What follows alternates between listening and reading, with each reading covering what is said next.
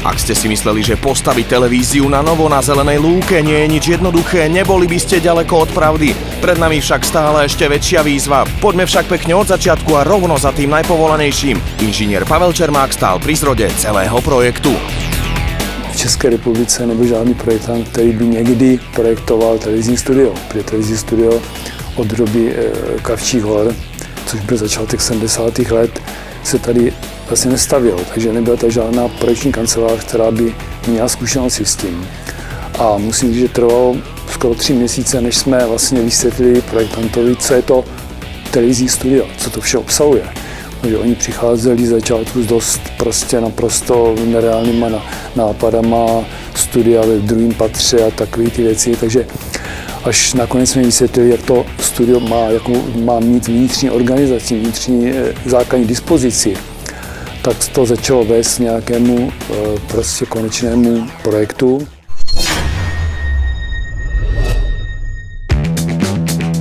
Nebolo to jednoduché, pretože projekt ako taký bol veľmi masívny a svedčí o tom aj to, že museli spolupracovať viaceré firmy. Veľakrát aj firmy, ktoré sú za iných okolností veľká konkurencia a museli sme maximálne kooperovať. A kooperácia prebiehala perfektne. Česká Elvia a Slovenská elektronika, dve spoločnosti, ktoré patria medzi lídrov v oblasti systémovej integrácie broadcastových technológií, dali hlavy dokopy a spojili sily pre jeden spoločný cieľ. Musím velmi dobře ohodnotit i přístup dodavatelů, jak Elvie Pro, tak elektroniky. Myslím, že vládly velmi korektní vztahy mezi náma všema, nedocházelo k žádným konfliktům, všechny problémy se dařilo vyřešit velmi korektně i s takovým dobrým pocitem. Pocity však nie sú všetko. Medzi najdôležitejšie prvky vysielacieho reťazca patrí hlavný riadiaci systém. Nie náhodne bol zvolený práve VSM od celosvetovo uznávanej spoločnosti Lavo.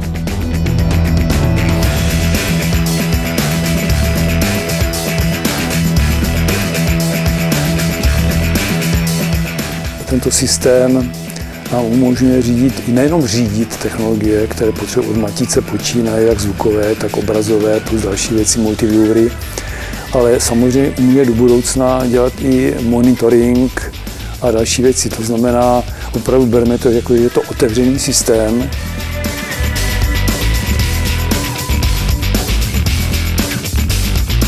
Treba si uvedomiť, že VSM systém nie je iba nejaký jednoduchý riadiaci systém. On v podstate dáva dokopy kvantum druhov zariadení s logikou nejakého GPI-ka na základe nejakých hodnôt. V rámci zvýšenia spoľahlivosti sme použili niekoľkonásobnú redundanciu, či už boli redundantné zariadenia ako napríklad hlavné servery VSM systému, takisto aj kabelážne.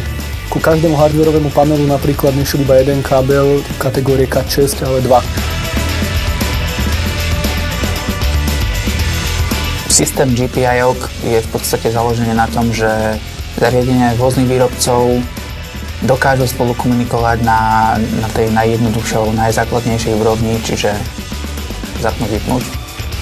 V podstate išlo o to pospájať, vytvoriť komunikáciu medzi zariadeniami, ktoré inak medzi sebou komunikovať nevedia.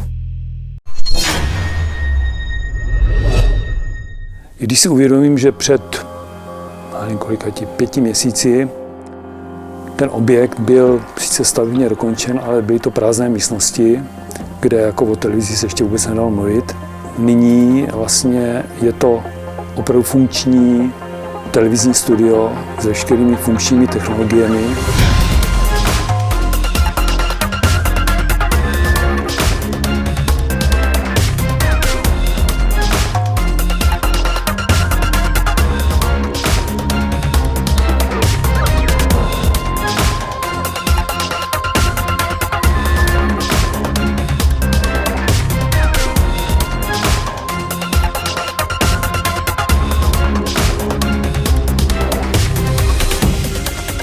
Z pohledu nás techniků, kteří víme, o co jde, o jaký obrovský kus práce to je, tak opravdu musím říct, že celá tato etapa proběhla k naší spokojenosti, jako spokojenosti objednatele.